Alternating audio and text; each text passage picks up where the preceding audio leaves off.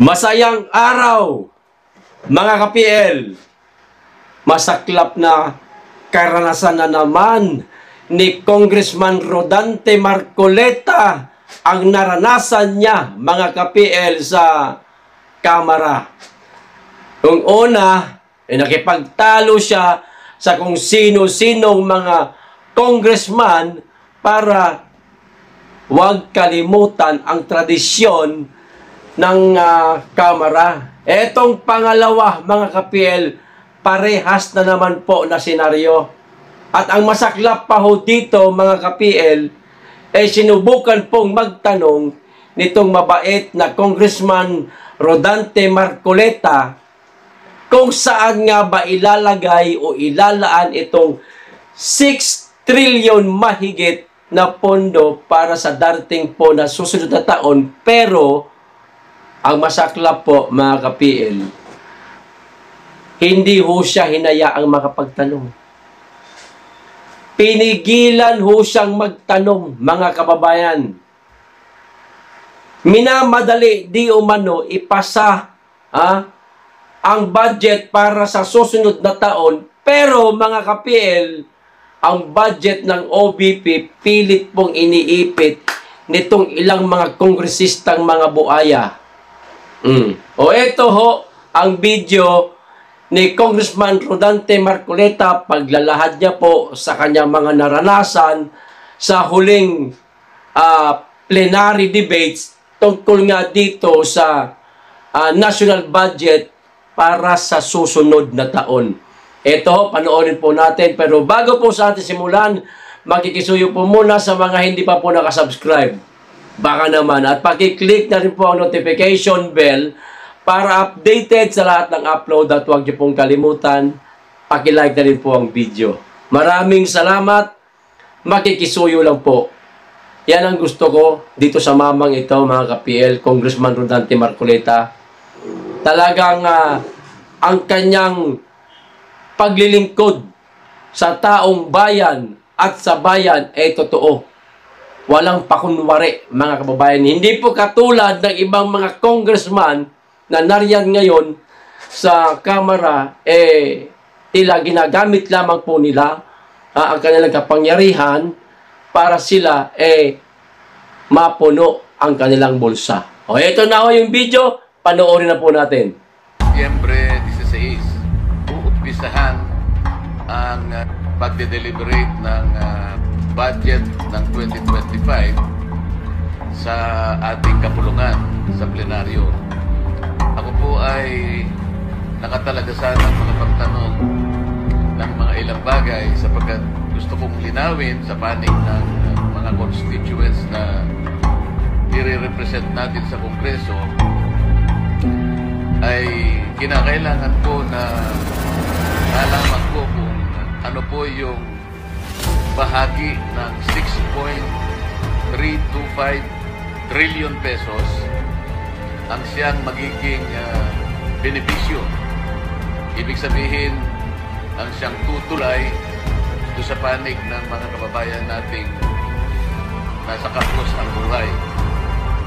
Alam ko po kasi na dalawa yung target ng ating national budget para sa isang taon, 2025. Kailangan po kasing makapagtanong ako sapagkat gusto kong malaman anong bahagi ng 6.325 trillion na budget natin para sa isang taon ang maaaring maging kabahagi ng mga kababayan nating kapos na kapos sa buhay sapagkat sila po ang pinaka-representa ng aming party list. Ito yung Sagip party list. 1-digit inflation o 9-digit poverty incident. Nangangahulugan po talagang mababawasan ang mahirap. Ngunit, dahil nga po sa wala namang gumagawa, walang nagsisimula para gawin, mananatili po mahirap yung mahirap. Isa na naman pong tradisyon ang mukhang ayaw po nilang pahalagahan. Sapagkat ngayon lang po ako makakakita uli ng isang pagkakataon ay pong miyembro ng majority katulad ko, hindi na pwedeng magtanong. Puro lang po yung miyembro ng minority. Hindi po ganun ang tradisyon namin Ang tradisyon namin, mauuna lamang pong magtanong yung minority.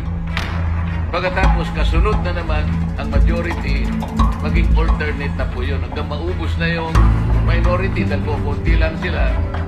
Kami ng mga majority ngayon ang pwede nang magtanong sa lahat ng ahensya. Ngunit hindi po tayo pinayagan, wala po akong magagawa. Ang akin lamang sanang pagtatanong ay nakatuon lamang doon sa tinatawag na general principles.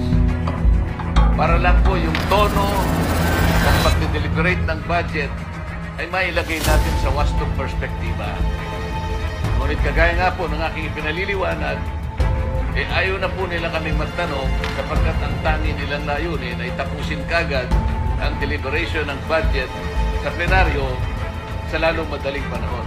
Ako po'y nalulungkot sapagkat hindi po mabilisan ang pinag-uusapan natin. Ang pinag-uusapan natin, makilala natin, makilatis natin, maintindihan natin, may paliwanag natin sa mga tao na sila yung beneficiaryo nitong isang napakalaking cheque na ito na ang kanyang katapat na halaga ay 6.325 trillion. Saan gagamitin ang cheque ito? Kailangan kasing masagot ng diretsahan at ng walang pag-aalinlangan. Diyan sa budget, isang cheque napakalaki ang halaga. Ilang kababayan nating mahihirap ang mababawas natin sa kanilang bilang. Yung sana ang kailangang masagot dito sa bawat budget na inilalatag natin taon-taon, nasisiguro sana natin na meron tayong napapag-graduate sa kahirapan ng mga kababayan natin hanggang sila ay maubos. So kung gagayahin natin ang China, isang taon lang dapat nag-graduate na lahat sa kahirapan ng ating mamamayan. Ito yung gusto ko sanang masiguro. Ito yung gusto kong masagot ng diretsyo. Ang problema, hindi kami pinagtatanong. Gusto ko sanang usisahin kung bakit yung Magna Carta na ginawa natin sa loob ng 15 taon, Magna Carta 44, hanggang ngayon ay hindi naipatutupad ng maayos. Walang implementing rules and regulations, walang listahan ng mahihirap na sila ang magiging beneficiaryo nung batas na yon. Hindi umuusad, walang ginagawa yung National Anti-Poverty Commission, walang ginagawa ang NEDA para yung listahan na yon ay makuha natin. Kung ang tinutukoy nila ay mabawasan ng 1 digit ang kahirapan sa ating bansa, at hindi naman sila magsisimula, kahit kailan ay hindi matutupad yung kanilang hangarin sapagkat hindi gumagalaw yung batas at walang gustong sumagot at walang gustong gumawa at ayaw nila kaming bigyan ng pagkakataon na makapagtanong dito sa bahaging ito.